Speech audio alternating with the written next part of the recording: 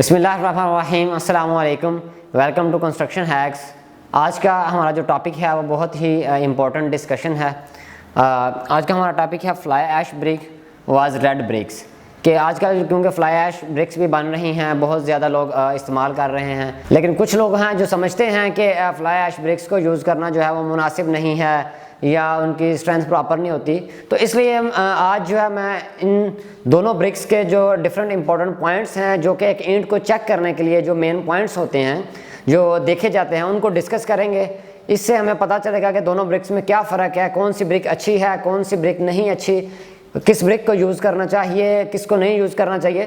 तो जितने भी तमाम टेक्निकल पॉइंट्स हैं वो हम डिस्कस करेंगे। इसके बाद आपने डिसाइड करना है, आपने फैसला करना है कि आया आपने कौन से ब्रिक जो है वो इस्तेमाल करनी है। तो चलते हैं अपनी वीडियो की तरफ। उससे पहले अगर आपने हमारे चैनल को सब्सक्राइब नहीं किया तो चैनल को सब्सक्राइब करें, फ्रेंड्स के साथ शेयर करें, बेल आइकन लाजमी प्रेस करें ताकि आने वाली नई तमाम इन्फॉर्मेटिव वीडियोज़ का नोटिफिकेशन आपको मिल सके। तो चलते हैं अपनी वीडियो की तरफ।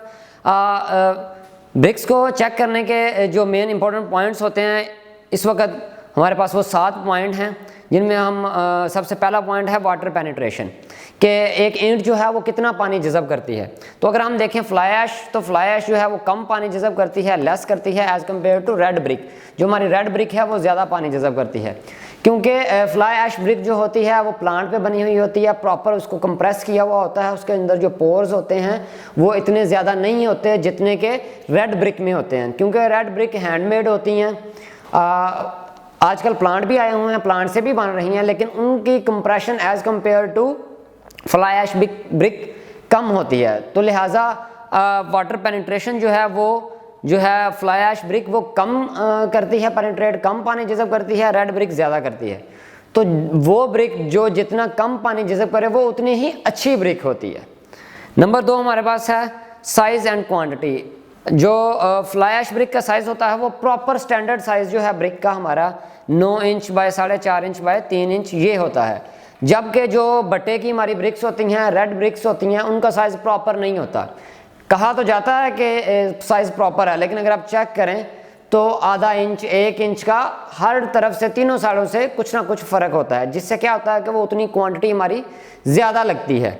इसी तरह अगर आप फ्लाई ऐश ब्रिक लें तो उसका साइज़ चूँकि प्रॉपर होता है, प्रॉपर वो प्लांट की बनी हुई होती हैं, उनको कोई हीट नहीं दी होती जिससे उनका साइज़ डिस्टर्ब नहीं होता, तो वो प्रॉपर साइज़ होता है जिससे आपकी क्वांटिटी भी लेस लगती है। अगर आप 1000 रेड ब्रिक्स लगाते हैं तो उसके मुकाबले में आपकी जो फ्लाई ऐश की ब्रिक्स लगेंगी वो हर 1000 पे 10 से 15 ईंटें जो हैं वो कम लगती हैं। तो इस तरह अगर आप देखें, अगर आप एक घर बना रहे हैं 5 मरले का ही आप लगा लें, 5 मरले में अगर आप 60,000 ब्रिक्स लगा रहे हैं तो आप 3-4 हज़ार ब्रिक्स उधर से आप बचा सकते हैं। इवन कि आप 5000 तक ब्रिक्स जो हैं वो बच सकती हैं, और 5000 को अगर आप 13,000 14,000 से मल्टीप्लाई करें तो तकरीबन आप 50-60 हज़ार रुपया आपका इधर ही से बच जाता है। नेक्स्ट हमारा पॉइंट है bearing capacity. Bearing capacity strength को कहते हैं कि इसकी कितनी स्ट्रेंथ है ब्रिक की। तो फ्लाई ऐश ब्रिक की स्ट्रेंथ जो होती है वो हाई होती है, 2000 से 2500 PSI होती है, जबकि रेड ब्रिक की जो बेरिंग कैपेसिटी है वो लेस होती है, ये अप टू 1000 PSI होती है, यानी कि तकरीबन 1000 पाउंड पर स्क्वायर इंच, जबकि इसके मुकाबले में जो फ्लाई ऐश है उसकी डबल है। तो अगर हम स्ट्रेंथ के लिहाज से भी देखें तो फ्लाई ऐश ब्रिक की स्ट्रेंथ जो है वो as compare to red clay brick ज़्यादा होती है।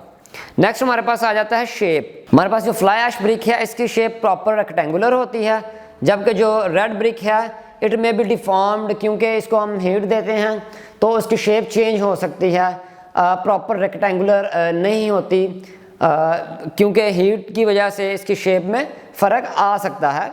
सारे ब्रिक्स में नहीं होता, लेकिन अगर आप जब हम बल्क लेते हैं तो काफ़ी ब्रिक्स ऐसी होती हैं जो डिफॉर्म्ड हुई होती हैं, तो इसमें एक ये भी प्रॉब्लम है। नेक्स्ट आ जाता है फिनिशिंग ऑफ वर्क, कि जब हम लगा रहे होते हैं, ब्रिक्स की चुनाई कर रहे होते हैं तो उनकी फिनिशिंग कैसी आती है। अगर आप फ्लाई ऐश से कर रहे हैं तो उसकी दोनों साइडें स्मूथ होंगी, बोथ साइड्स आर स्मूथ, दोनों तरफ से आपकी स्मूथ फिनिश होगा। अक्सर आपने देखा होगा कि मिस्त्री जो हैं वो डोरी लगा के काम करते हैं, जिस साइड पर डोरी लगाई होती है उस तरफ से वो फिनिशिंग जो होती है वो साफ़ होती है, स्मूथ होती है, सफाई आ रही होती है, जबकि दूसरी साइड से रफ होती है। लेकिन फ्लाई ऐश के मामले में ऐसा नहीं है। फ्लाई ऐश ब्रिक्स अगर आप यूज़ करें तो दोनों साइडों से आपकी जो है वो एक ही तरह की फिनिशिंग होगी, स्मूथ फिनिशिंग होगी। नेक्स्ट हमारे पास आ जाता है प्लास्टरिंग कॉस्ट। जैसा कि लास्ट पॉइंट में हमने डिस्कस किया कि फ्लाई ऐश की जो स्मूथनेस है वो दोनों साइडों से सेम होती है, तो लिहाजा जब हम प्लास्टर करते हैं तो उसकी कॉस्ट में भी हमारे काफ़ी बचत होती है, यानी कि प्लास्टर के दौरान भी काफ़ी बचत हो जाती है, कम सीमेंट हमारा यूज़ होता है, कम सैंड यूज़ होती है। जबकि as compare to red brick में क्या होता है, एक साइड रफ़ होती है तो रफ़ साइड पे हमें ज़्यादा सीमेंट और ज़्यादा रेत लगानी पड़ती है, जिससे हमारा प्लास्टरिंग का एक्सपेंस भी बढ़ जाता है। लास्ट पॉइंट हमारे पास आ जाता है प्राइस। अगर हम प्राइस के लिहाज से भी देखें तो हमारी जो फ्लाई ऐश ब्रिक है वो 11 से 12 रुपीज़ पर ब्रिक आपको मिल जाएगी, यानी कि 11 से 12 हज़ार रुपये पर 1000 ब्रिक आपको मिल जाएंगी। लेकिन जो रेड ब्रिक्स हैं हमारे पास, बटे की ब्रिक्स हैं, वो तकरीबन 13 से 14 रुपये पर ब्रिक है, 13,000 से 14,000 रुपया पर 1000 ब्रिक्स। तो अगर आप इनका भी फ़र्क देखें, प्राइस का भी तकरीबन 2 रुपये का फ़र्क है पर ब्रिक। तो अगर आपके घर की, यानी कि अगर आपके घर में 60,000 ब्रिक्स यूज़ हो रही हैं तो आप देख लें कि 1,20,000 तक आप इधर से भी बचा सकते हैं, 50-60 हज़ार आप जो है वो क्वांटिटी पे बचा सकते हैं, क्योंकि वो fly ash bricks proper size होता है, उसका अंडर साइज़ नहीं होती, वो जितनी आप कैलकुलेट करेंगे उतनी ही लगेंगी। जबकि जो हमारी रेड ब्रिक्स होती हैं वो अंडर साइज़ होती हैं, उससे क्या होता है कि आपकी ब्रिक्स की क्वांटिटी बढ़ जाती है। तो ये दो मेन चीज़ें हैं। तीसरा हमारा प्लास्टरिंग है, तो 3 जगह से आप जो है वो कॉस्ट बचा सकते हैं, यानी कि आप अगर हम अंदाज़ा लगाएं तो आप तकरीबन एक 5 मरला घर पे 2 से 2.5 लाख रुपया ईजीली बचा सकते हैं फ्लाई ऐश ब्रिक्स यूज़ करके। लेकिन हाँ, आपने फ्लाई ऐश ब्रिक्स लेते हुए भी ध्यान रखना है, प्रॉपर चेक करके लेनी है, उनकी स्ट्रेंथ चेक करनी है, सीमेंट की क्वांटिटी उसमें चेक करनी है, क्योंकि बन रही हैं, गारंटेड नहीं है कि फ्लाई ऐश ब्रिक हर प्लांट से ही आपको अच्छी मिलेंगी, तो इस चीज़ का आपने ख़ास ख्याल रखना है।